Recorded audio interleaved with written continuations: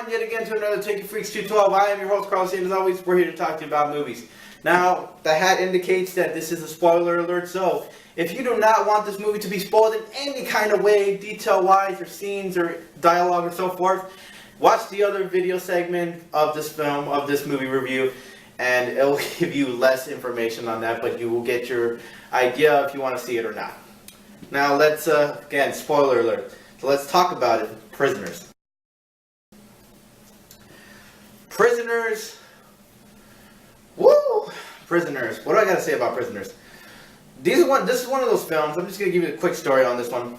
I'm really bad at giving quick stories, but I'll try to see if I can sum this up as fast as I can. Hugh Jackman loses his daughter along with someone else's daughter, and he believes it's this one kid who's actually not all there, and actually the trailer gives some of that away. He's not all there, that he's the one who did it, and he goes on a mission to try as much as he can to get as much information out of him. Along with the process, Jake Gyllenhaal is the private investigator, or the cop that's trying to look and track down who actually killed his daughter or kidnapped his daughter.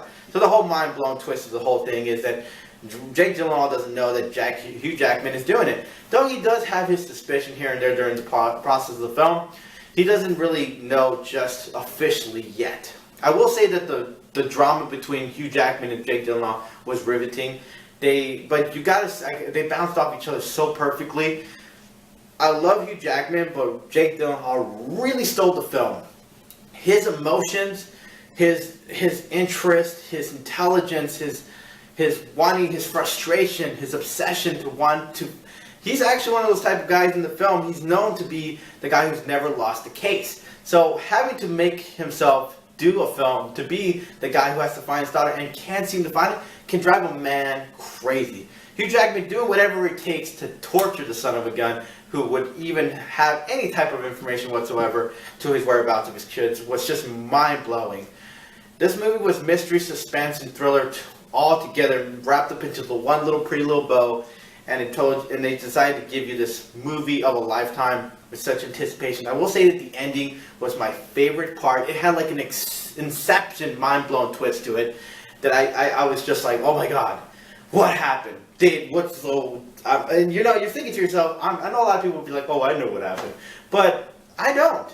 Tell you the truth, there's a small likely chance we don't know what could have happened. Obviously, maybe we do, but I felt like that was that Inception moment where it just mind-blowing you at that particular moment. The characters just really took me to a new world. I will say that the mother and the child, I didn't really feel too much for them. But the little girl and this whole thing that was happening during the process of the film was unbelievable. I couldn't get enough of how suspenseful and how the mystery of what I was trying to figure out. I was like, what happened? What's going on? I was really, really that like, I need to know what happened. I'm just that type of guy who actually wants to find out what happens in the film before the film ends.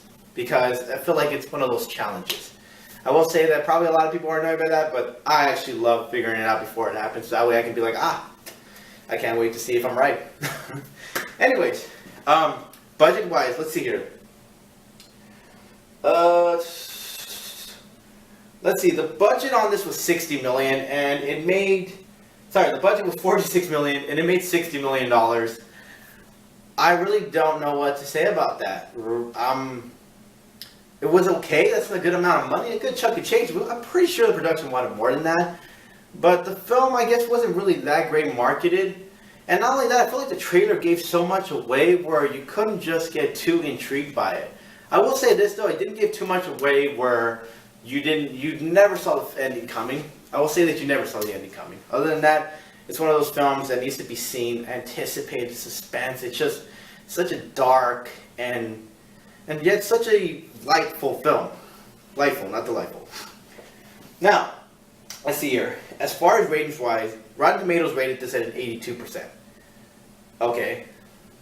Not too bad. IMDb rated an 8.1. Okay, so now I see finally they got on the same page together as far as rating-wise. Taking Freaks from 1 being bad to 5 being a must-see film, I'm going to rate this at a 5. It just had such a great story with such great characters. And I love Jake Gyllenhaal. I really think he stole the show on the film. And Hugh Jackman was right there with him.